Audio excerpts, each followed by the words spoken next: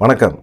அதிமுக, பாஜக கூட்டணிக்கு அப்புறமா பார்த்தீங்கன்னா, அந்த கூட்டணியிலேருந்து ஓபிஎஸ் விலகினார். அதுக்கப்புறமா பார்த்தீங்கன்னா, இப்போ டிடிவி தினகரனும் தேசிய ஜனநாயக கூட்டணியிலேருந்து விலகி நிற்கிறாரு. அவர் விஜயை ஆதரித்து பேசுகிறாரு. ஓபிஎஸும் விஜயை ஆதரித்து பேசுகிறாங்க. ஒரு வேளை அவங்க தாவேகாவோட கூட்டணி வைக்கிறதுக்கான வாய்ப்புகள் இருக்குது அப்படிங்கிற மாதிரி இருக்குது. டிடிவி தினகரன் நான் டிசம்பர் மாதம் சொல்கிறேன் யாரோட கூட்டணி அப்படின்னு சொல்லி இது வரைக்குமே தேசிய ஜனநாயக கூட்டணியில் இருக்கிறேன்னு சொன்னவர். அது இல்லாமல் பார்த்தீங்கன்னா தொடர்ந்து அதில் தான் நான் பயணிக்கிறேன், அதில் என்ன சந்தேகம் அப்படின்னு கேட்டவர் திடீர்னு நேற்று அவர் நான் டிசம்பர் மாதம் இது தொடர்பாக கூட்டணி யாரோட அப்படிங்கிறது தொடர்பாக சொல்கிறான்னு பேசிட்டு அப்புறமா விஜய் கொஞ்சம் முக்கியத்துவம் கொடுத்து பேசினார். அரசியலில் இப்போது தேசிய ஜனநாயக கூட்டணியில் நிறைய பேர் கலந்து போயிட்டே இருக்கிறாங்க அப்படிங்கிற மாதிரி இருக்குது. அதே சமயத்தில் அதிமுகவும் வலுவாக இருக்கா அப்படின்னு பார்த்தீங்கன்னா வலுவாக இல்லை. இப்போ செங்கோட்டையன் இருக்கிறார். செங்கோட்டையன் கொங்கு பகுதியில் அவரை வேலுமணி, அமித்ஷா இவங்க எல்லாமே உசுப்பேற்றி அவரை டைம்லைனில் கொண்டு வந்துக்கிட்டே இருந்தாங்க. செங்கோட்டையனுக்கு கையில் கட்சி போகும், முதலமைச்சர் அவர் தான் அப்படிங்கிற மாதிரிலாம் சொல்லிக்கிட்டு இருந்தாங்க. அப்படி சொல்லிவிட்டு ஒரு எல்லையில் செங்கோட்டையனை இப்போ கண்டுக்கவே இல்லை. இப்போ எடப்பாடி பழனிசாமியை ஆதரிக்க ஆரம்பிச்சிட்டாங்க. எடப்பாடி பழனிசாமி தான் முதலமைச்சர் வேட்பாளர் அப்படின்னு சொல்லி அமித்ஷா சொல்லிட்டாரு, அண்ணாமலை சொல்லிட்டாரு, நயினா நாகேந்திரன் தொடர்ந்து சொல்லிக்கிட்டு இருக்காரு. இப்படி எல்லாருமே சொல்ல ஆரம்பிச்சிட்டாங்க. அண்ணாமலையும் பார்த்திங்கன்னா செங்கோட்டையனுக்கு ஆதரவாக இருந்தவர், அவரே திடீர்னு எடப்பாடி பழனிசாமி தான் முதலமைச்சர், எங்கள் அண்ணன் அவர் அப்படிங்கிற மாதிரி அவரும் பேச ஆரம்பிச்சிட்டார். வேறு வழி கிடையாது, பாஜக கொடுக்குற அழுத்தம். ஆனால் அவர் தனிப்பட்ட முறையில் எடப்பாடி பழனிசாமியை இப்படி தற்கூரி, கொலைக்காரன், கொள்ளைக்காரன் அப்படியெல்லாம் பேசுனீங்களே, அதெல்லாம் இப்போ எப்படி மாற்றிக்கிட்டிங்கன்னா அந்த இது அப்படியே மனசுக்குள்ளே இருக்குது. இது ஒரு தொண்டனா பாஜக மேலிடம் என்ன சொல்லுதோ அதை கேட்க வேண்டிய ஒரு கட்டாயத்தில் இருக்கிறேன் அப்படிங்கிற மாதிரி அதுக்கான ஒரு பதிலையுமே அண்ணாமலை சொல்லியிருந்தார். இப்போ செங்கோட்டையனை பொறுத்த வரைக்கும் என்ன பண்ண போகிறாரு, 5ஆம் தேதி கண்டிப்பாக செய்தியாளர் சந்திப்பேன் அப்படின்னு வேறு சொல்லிட்டார். அவருக்கு பாஜகவை நம்பி இனிமேல் பிரயோஜனம் கிடையாது அப்படிங்கிற மாதிரி ஒரு சூழ்நிலைக்கு வந்துட்டார். இனிமேல் எடப்பாடி பழனிசாமிக்கு ஒரு முக்கியத்துவம் கொடுத்து எடப்பாடி பழனிசாமிக்காக பிரச்சாரம் பண்ணி வெற்றி பெற்று எடப்பாடி பழனிசாமியை முதலமைச்சராக்கிறதுலாம் அவருக்கு உடன்பாடே கிடையாது. அவர் எடப்பாடி பழனிசாமி அந்த அளவுக்கு ஒர்த்து கிடையாது அப்படிங்கிற மாதிரி தான் இருக்கிறாரு. ஆனால் பாஜக எடப்பாடி பழனிசாமி நகர்த்திட்டு செங்கோட்டையன் கையில் கட்சியை கொடுக்க போகிறோம் அப்படிலாம் பேசின பிறகு செங்கோட்டையனுக்கு ஒரு நம்பிக்கை இருந்தது, சரி தொடர்ந்து பயணம் பண்ணுவோம் அப்படிங்கிற மாதிரி. ஆனால் இவங்க எல்லாருமே இப்போ எடப்பாடி பழனிசாமியை ஏற்றுக்கிட்டாங்க. இதுதான் இப்போ பயங்கரமான ஒரு சங்கடமாச்சு. கட்சி தலைமை செங்கோட்டையனுக்கு கிடைக்கல, ஆனால் முதலமைச்சர் பதவி கண்டிப்பாக கிடைக்கும். முதலமைச்சர் வேட்பாளர் நீங்கள் தான், மக்கள் மத்தியில் உங்களுக்கு செல்வாக்கு இருக்குது, மதிப்பு இருக்குது. எடப்பாடி பழனிசாமி மேலே மக்கள் நிறைய அதிருப்தி இருக்காங்க. சசிகலாவுக்கு செஞ்ச துரோகம், அப்புறமா ஊழல் குற்றச்சாட்டுகள், இப்படி தொடர்ந்து நிறைய விஷயங்கள் இருக்குது. நாங்கள் செஞ்ச கருத்து கணிப்பு பிரகாரம் பார்த்திங்கன்னா செங்கோட்டையனை முதலமைச்சர் வேட்பாளராக நிறுத்தினால் அதிமுக பாஜக கூட்டணி வெற்றி பெறும் அப்படின்னு சொல்லிட்டு தான் அவரை டெல்லிக்கு அடிக்கடி வர வச்சு செங்கோட்டையன்ட்ட பேசினாங்க, நிர்மலா சீதாராமன் பேசினாங்க, அமித்ஷா பேசினார். அமித்ஷா தனிப்பட்ட முறையில் அவர் நம்பரை கொடுத்து செங்கோட்டையனை எப்போ வேணாலும் பேசலாம் அப்படிங்கிற மாதிரி சொல்லியிருந்தாங்க.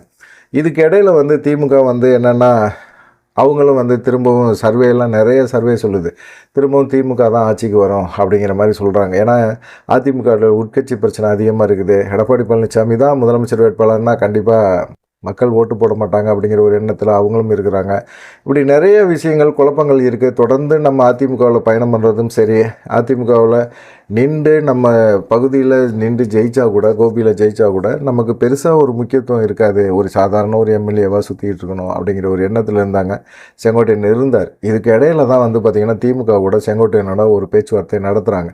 வந்துடுங்க, நீங்கள் ஏன் இன்னமும் தொடர்ந்து அங்கேயே இருக்கிறீங்க, அவமானப்பட்டுக்கிட்டு நீங்கள் எல்லாம் எப்படி இருக்கலாமா, எம்ஜிஆர் காலத்தாள் இங்கே நாங்கள் இந்த முத்துசாமிக்கெலாம் அமைச்சர் பதவி கொடுத்த ஆளுக்கு பார்த்துக்கிட்டு இருக்கோம், செந்தில் பாலாஜி கட்டுப்பாட்டில் பொறுப்பாளராக கொடுத்துருக்குறோம் கொங்கு பகுதியை, நீங்களாம் வந்துட்டிங்கன்னா உங்களுக்கு கண்டிப்பாக ஒரு முக்கியத்துவம் கொடுப்போம், உங்களுக்கு நீங்கள் கேட்குற தொகுதியை கொடுக்குறோம், ஒரு 4-5 தொகுதியை நீங்களே யார் யார் வேட்பாளர்னு நிறுத்திக்கங்க, அங்கேயே நிறுத்தி நீங்கள் நிப்பாட்டிக்கங்க, ஜெயிக்க வைங்க, உங்களுக்கு வெற்றி பெற்ற பிறகு திரும்பவும் திமுக ஆட்சி அமைக்கும் அப்படின்னு சர்வே சொல்லுது. திமுக மேலே மக்களுக்கு பெருசாக அதிருப்தியும் கிடையாது. நீங்கள் இந்த திமுக சைடு வந்துட்டீங்க அப்படின்னா கண்டிப்பாக உங்களுக்கு நாங்கள் முக்கியமான அமைச்சர் பொறுப்பு கண்டிப்பாக தருவோம் அப்படிங்கிற மாதிரி சொல்கிறாங்க. இது செங்கோட்டையன் இந்த சைடு திமுக சைடு போயிட்டாருன்னா அமைச்சர் பதவி கொடுப்பாங்க, கண்டிப்பாக கொடுப்பாங்க. அதிமுகலேருந்து போன நிறைய பேருக்கு கொடுத்துருக்காங்க. இது எடப்பாடி பழனிசாமி பெருசாகவே அதை ஒரு விமர்சனமாக சொல்லுவார். திமுகவில் தொடர்ந்து பயணம் பண்ணுறவனுக்கு எங்கே முக்கியத்துவம் கொடுக்குறீங்க, இது மாதிரி அதிமுகவில் தான் நிறைய பேர் அங்கே திமுகவில் முக்கியமான அமைச்சர் பதவி வச்சுட்டு இருக்கான் அப்படிங்கிற மாதிரிலாம் சொல்லிகிட்டு இருப்பாங்க. அது முதலமைச்சருக்கு தெரியும், அவங்களுக்கு என்னென்ன கொடுக்கணும், என்னென்ன பண்ணணும் அப்படிங்கிற மாதிரி தெரியும். இது வந்து ஒரு தேர்தல் சமயத்தில் ஒரு டெக்னிக் தான் இது. அவங்கள வந்து அதிமுகவில் இருக்கிற முக்கியமான நபர்களை கொண்டு வந்து அமைச்சர் பதவி தரேன் அப்படின்னு சொன்னால் அவர்னால ஒரு குறைஞ்சது ஒரு 10 தொகுதியில் அதிமுகவோட செல்வாக்கை குறைக்க முடியும், செங்கோட்டையனால் முடியும். அதே போல் தான் செய்ய போகிறாங்க. திமுகவோட பேச்சுவார்த்தையெல்லாம் நடத்திட்டாங்க. பாஜக வந்து கொடுத்த வாக்குறுதிகள் எல்லாமே நம்பினார் செங்கோட்டையன். ஓபிஎஸ் போல் இன்னொரு ஓபிஎஸ் போல் செங்கோட்டையனை ஆக்கி விட்டாங்க. அதுதான் அவருக்கு மிகப்பெரிய ஒரு கஷ்டம். என்னடா இது, நம்ம அப்பாவி மாதிரி இருக்கிறோம், அப்பாவியாக இருக்கிறோம், இதெல்லாம் வந்து அவங்களுக்கு தெரியும். நம்மளுக்கு ஆசையை காட்டி இப்போ ஓபிஎஸ் போல் நமக்கே வந்து உரம் கட்டி விட்டாங்க. எடப்பாடி பழனிசாமியை ஏற்றுக்கிட்டாங்க. இப்போ வந்து என்ன பண்ணுறதுன்னே தெரியலையே அப்படிங்கிற மாதிரி செங்கோட்டையன் கொஞ்சம் அப்படி மன கஷ்டத்தில் இருந்தார். செங்கோட்டையனோட ஆதரவாளர்கள் எல்லாமே சொல்லிட்டாங்க, தொடர்ந்து நம்ம அதிமுக பாஜகவோட தொடர்ந்து பயணம் பண்ண வேண்டிய அவசியமே இல்லை. இனிமேல் நீங்கள் பாஜகவை நம்ப வேண்டிய அவசியம் இல்லை. எடப்பாடி பழனிசாமிக்கே நம்ம ஒர்க் பண்ண வேண்டியதும் இல்லை. நீங்கள் திமுகவோட பேச்சுவார்த்தை நடத்துகிறாங்க உங்களோட, நம்ம திமுகவை போயிடுவோம் அப்படின்னு சொல்லிட்டு செங்கோட்டையன் ஆதரவாளர்கள் எல்லாமே செங்கோட்டையனுக்கு சப்போர்ட் பண்ணியிருக்கிறாங்க. செங்கோட்டையன்ட்ட குடைச்சல் கொடுத்துருக்குறாங்க அப்படின்னு சொல்லலாம். இதுக்கு இடையில செந்தில் பாலாஜி என்ன செஞ்சுருக்காரு, செங்கோட்டையன்ட்ட பேசியிருக்காரு. ஆனால் வந்துருங்கண்ணே, இங்கே தானே மான மரியாதையெல்லாம் இருக்குது, அங்கே ஒன்றுமே இல்லைண்ணே, இன்னுமே மக்கள் வந்து எடப்பாடி பழனிசாமி அதிமுகவை நம்ப மாட்டாங்கண்ணே, வாங்கண்ணே அப்படின்னு சொல்லியிருக்காங்க. செங்கோட்டையனுக்கு வந்து மாநில அளவில் ஒரு பொறுப்பு, திமுகவுக்கு அவர் வந்துட்டார்னா மாநில அளவில் உடனே பொறுப்பை கொடுத்துருவாங்க. தேர்தல் சமயத்தில் அவருக்கு வந்து முக்கியத்துவம் கொடுப்பாங்க. முக்கியமான எம்எல்ஏ ஆன பிறகு அவருக்கு அமைச்சர் பதவியில் முக்கியமான அமைச்சர் பதவி கொடுப்பாங்க அப்படின்னு சொல்லி செங்கோட்டையனுக்கு திமுக தரப்புலேருந்து ஒரு வாக்குறுதி கொடுத்துட்டாங்க. அதனால் செங்கோட்டையன் வந்து திமுகவுக்கு போயிடுவார் அப்படிங்கிற மாதிரி இருக்குது. ஏன்னா இப்போ 5ஆம் தேதி வந்து கோபியில் உள்ள கட்சி அலுவலகத்தில் வந்து சில முக்கியமான முடிவுகள் எடுக்க போகிறேன் அப்படின்னு சொல்லி ஒரு அறிவிப்பு கொடுத்துருக்கிறார். இந்த அறிவிப்பு தான் பார்த்திங்கன்னா அதிமுக வட்டாரத்தில் பயங்கரமாக இருக்குது. பாஜகவும் வந்து கண்டுக்கவே இல்லைல்ல, தொடர்ந்து செங்கோட்டையனை வந்து இது பண்ணவே இல்லைல்ல. எடப்பாடி பழனிசாமியை நகர்த்திட்டு அந்த இடத்துல செங்கோட்டையனை கொண்டு வந்து வைக்கிறதுக்கான ஒரு முடிவை பாஜக எடுத்தது. ஆனால் எல்லாமே பார்த்திங்கன்னா தப்பு. பாஜக எடுத்த முடிவுகள் எல்லாமே எடப்பாடி பழனிசாமியை அவங்க கட்டுப்பாட்டில் கொண்டு வரதுக்காக பயன்படுத்திட்டு தூக்கி போட்டுறாங்க. ஓபிஎஸ் அப்படி தான் தூக்கி போட்டாங்க, டிடிவி தினகரனையும் அப்படி தான் தூக்கி போட்டாங்க, இப்போ செங்கோட்டையனையும் தூக்கி போட்டாங்க அப்படிங்கிற ஒரு குற்றச்சாட்டு இருக்குது. அப்படிப்பட்ட ஆளானப்பட்ட அண்ணாமலையவே எடப்பாடி பழனிசாமி எதிர்த்து அவ்வளோ தூரம் காரசாரமாக பேசினவரே வழிக்கு கொண்டு வந்து எடப்பாடி பழனிசாமி தான் முதலமைச்சர் வேட்பாளர்னு சொல்லிடுங்க அப்படின்னு சொல்ல வச்சுட்டாங்கல்ல. அது வந்து அவங்க கட்சி வந்து என்ன சொல்லுதோ அது அண்ணாமலை கேட்கணும் அப்படிங்கிறனால அவர் கேட்டுக்கலாம். இவங்க கேட்கணும்னு அவசியம் கிடையாதுல்ல. இவங்க எடப்பாடி பழனிசாமி முதலமைச்சர் ஆக்கிறதுக்கு இவங்க உழைக்க வேண்டிய அவசியம் கிடையாதுல்ல. அவங்களுடைய சொந்த முடிவு எடுத்துட்டாங்க அப்படிங்கிற மாதிரி சொல்கிறாங்க. செங்கோட்டையன் திமுக சைடு போயிடுவாரோ அப்படிங்கிற மாதிரி எண்ணம்லாம் இருக்குது. பார்க்கலாம் என்ன நடக்கும் அப்படின்னு சொல்லி, தொடர்ந்து என்ன பண்ண முடியும் அப்படிங்கிற மாதிரி எல்லாருமே யோசிக்கிறாங்க. ரெண்டாவது மிக முக்கியமான விஷயம் வந்து அன்புமணி ராமதாஸ் மேலே நடவடிக்கை கண்டிப்பாக ராமதாஸ் எடுப்பார் அப்படிங்கிற மாதிரி இருக்குது. ஏன்னா ஒழுங்கு நடவடிக்கை குழு வந்து ஒரு 16 குற்றச்சாட்டுகளை சொல்லி அவர் மேலே நடவடிக்கை எடுக்கணும், இதுக்கு பதில் சொல்லணும், தபால் மூலமாக பதில் சொன்னாலும் சரி, இல்லை நேரில் வந்து ஒழுங்கு நடவடிக்கை குழு மூலமாக குழுக்கிட்ட வந்து பதில் சொன்னாலும் சரி அப்படின்னு சொன்னால் நோட்டீஸ் அனுப்பிச்சி விட்டாங்க அன்புமணியை தூக்கி அதை குப்பையில் போட்டு விட்டார். நீங்களாம் நோட்டீஸ் அனுப்பி உங்களுக்கு நான் பதில் சொல்லணுமா அப்படிங்கிற மாதிரி ஒரு கேள்வியோடு தான் அவர் இருந்தார்.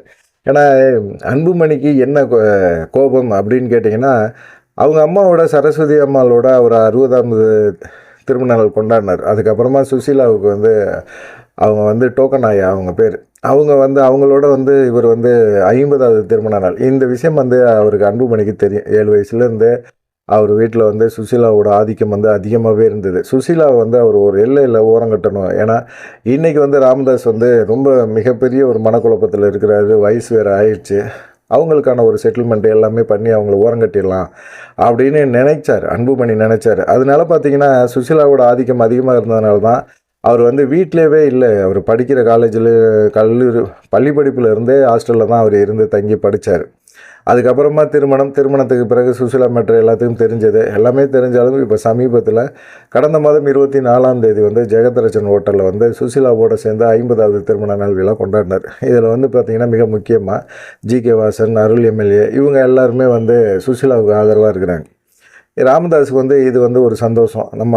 நம்மளை ஆதரிக்கிறவங்க, நம்மளை ஏற்றுக்கிறவங்க சுசீலாவையும் ஏற்றுக்கிறாங்க அப்படின்னு நினைக்கிறாங்க. ஆனால் சுசீலா வந்து ரொம்ப தெளிவாக ஒரு விஷயத்தை வந்து முடிவு பண்ணுறாங்க. மதுராந்தகம் பக்கத்தில் ஒரு மிகப்பெரிய ஒரு அளவில் கிட்டத்தட்ட ஒரு ₹2000 கோடி மதிப்புள்ள ஒரு சொத்து இருக்குது, கல்லூரி இருக்குது. அந்த கல்லூரியை வந்து அவங்க பேரில் எழுதி வைக்கணும் அப்படின்னு சொல்லி சுசிலா சொல்கிறாங்க. அது இல்லாமல் மாதம் ₹25,00,000 எனக்கு மெயின்டெனன்ஸ் செலவு கொடுக்கணும் அப்படிங்கிற மாதிரியும் அவங்க பேசியிருக்கிறாங்க.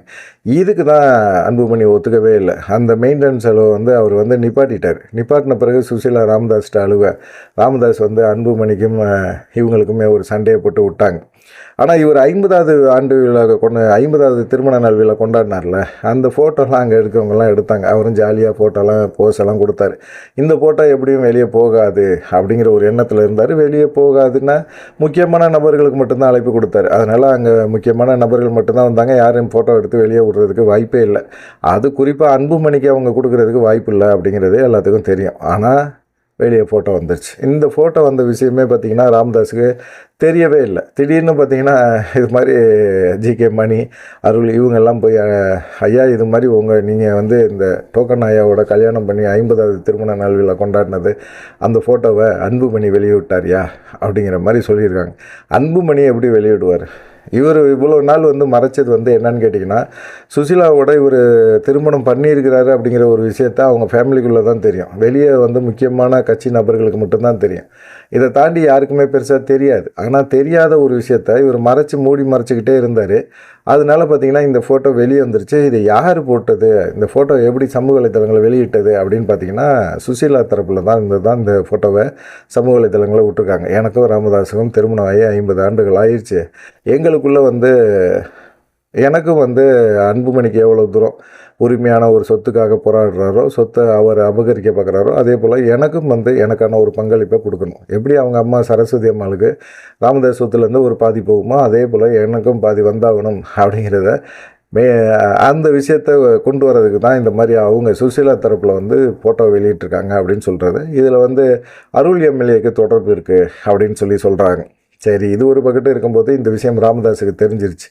சொல்லிட்டாங்க, இது மாதிரி ஐயா இந்த மாதிரி ஃபோட்டோவை வெளியிட்டு ரொம்ப அவமானப்படுத்திட்டாங்க உங்களை அப்படின்னோடனே அவருக்கு பயங்கரமான கோபம். என்னுடைய இது வந்து என்னுடைய தனிப்பட்ட இண்டிவிஜுவல் விவகாரம், இந்த விவரத்தை எப்படி வந்து பப்ளிக் போடலாம்? இதை பொதுவெளியில் நான் பார்த்துக்கிறேன். இந்த பிரச்சனையை வன்னியர்களுக்கு எனக்கும் சம்மந்தம் இல்லாத மாதிரி கொண்டு போகிறானா அன்புமணி? வன்னியர்கள்ட்டேருந்து என்னை அந்நியப்படுத்த பார்க்குறானா அப்படிங்கிற மாதிரி ஒரு கோபம்லாம் இருந்துச்சு. காதல் திருமணம் அப்படிங்கிறதே வந்து நீங்கள் நாடக காதல் அப்படிங்கிற ஒரு விஷயத்தை தான் அவர் மென்ஷன் பண்ணார். அதில் தான் வன்னிய மக்கள் எல்லாமே வந்து அவரை நம்பினாங்க. இவரே கடைசியில் நாடக காதல் பண்ணி கல்யாணம் பண்ணி வச்சுருக்கிறாரு. இவருக்கு மட்டும் ஒரு நியாயம், சட்டம், இவரை நம்பி இருக்கிற மக்களுக்கு ஒரு சட்டமா அப்படிங்கிற ஒரு கேள்வி இப்போ வந்துருச்சு. ராமதாஸுக்கு எதிரான ஒரு குரலில் எழும்ப ஆரம்பிச்சிருச்சு. அவர் வந்து என்ன சொல்கிறாரு, நான் இனிமேல் இழக்கிறதுக்கு என்ன இருக்குது? நான் வந்து எந்த அரசு பதவியிலும் இருந்ததே இல்லை, இனியும் இருக்க போகிறதில்ல. பதவியிலையாவது இருந்துடலாம், நியாயமாவது இருந்திருக்கலாம். ஆனால் இந்த மாதிரி வேலையை பார்த்துவிட்டு அதுக்கு வந்து வன்னிய மக்களை வந்து பயன்படுத்தி நான் வன்னியர்களுக்காக இது பண்ண போகிறேன், அதை பண்ண போகிறேன்னு பேசி கடைசியில் வந்து வன்னிய மக்கள் விட்டுட்டு அந்நிய பொண்ணை ஒரு கல்யாணம் பண்ணிவிட்டு சௌமியா அன்புமணியெல்லாம் சுசீலாட்ட வந்து கோவப்பட்டாங்க அப்படிங்கிறதுக்காக வந்து என் காலில் விழுந்தாங்க சௌமியா அன்புமணி இப்படியெல்லாம் பேசுகிற ஒரு விஷயத்த வந்து ராமதாஸ் வந்து ரொம்ப பெருசுப்படுத்தியிருக்க வேண்டிய அவசியமே இல்லை. சுசீலா கொடுத்த டார்ச்சர், சுசீலாவுக்கு வந்து சொத்தில் பங்கு போகணும், முக்கியத்துவம் வேணும், இந்த பாமக கட்சி அதுக்காகவே அழிச்சிருவாங்க போல இருக்குது. அதுக்காக அழிக்கிறதுக்கான ஒரு முடிவை கொண்டு வந்திருக்காரு. அதனால் இப்போ என்னென்னா, இப்போ அன்புமணி வந்து இந்த நடவடிக்கை குழு வந்து அனுப்புனதுக்கு பதில் சொல்லலை. இனிமேல் பார்த்திங்கன்னா நான் ஒரு முக்கியமான முடிவு எடுப்பேன், எனக்கு வந்து ஒன்றும் பெருசாக ஒன்றும் கிடையாது, நான் அரசியலை இழக்கிறதுக்கு ஒன்றுமே இல்லை, நான் இனிமேல் இதை விட மாட்டேன், அன்புமணி மீதை கண்டிப்பாக நடவடிக்கை எடுப்பேன், ஒழுங்கு நடவடிக்கை கூட்டத்தை கூட்டு அப்படின்னு சொல்லி நேற்று ஆலோசனை பண்ணியிருக்காங்க. ஜிகே மணி வரல, என்னடா இது பெரிய பஞ்சாயத்து, இந்த பஞ்சாயத்தில் போய் நம்ம மாட்டிக்கிட்டு நிற்கக்கூடாது அப்படின்னு சொல்லிட்டு அப்புறமா எல்லாத்துட்டையும் கருத்து கேட்டிருக்காரு. கண்டிப்பாக விரைவில் வந்து நடவடிக்கை எடுக்கப்படும், அன்புமணி மேலே நடவடிக்கை எடுக்கப்படும். செயல் தலைவராக வந்து அவருடைய மகள் காந்திமதி கொடுத்துருவாங்க அப்படிங்கிற மாதிரி சொல்லிகிட்ருக்காங்க. என்ன நடக்க போகுதுன்னு தெரியல. ராமதாஸோட இந்த சின்ன வீட்டு விவகாரம் வந்து பெருசாக வெளியே வந்த பிறகு இப்போது அவர் வந்து அசிங்கப்பட்டு தான் நிற்கிறார் வன்னிய மக்கள் எல்லாத்துட்டையும் அப்படிங்கிற மாதிரி தெரிய வந்திருக்குது. பார்க்கலாம் என்ன நடக்கும் அப்படின்னு சொல்லிட்டு. அன்புமணி மேலே ஒரு மரியாதை மதிப்பு கூடியிருக்கு. ஏன்னா சுசீலானால தான் அவர் சின்ன வயசுலேருந்தே ஹாஸ்டலில் தங்க வச்சு படிக்க வச்சாங்க அப்படிங்கிற ஒரு விஷயமே வந்து இதாக இருக்குது.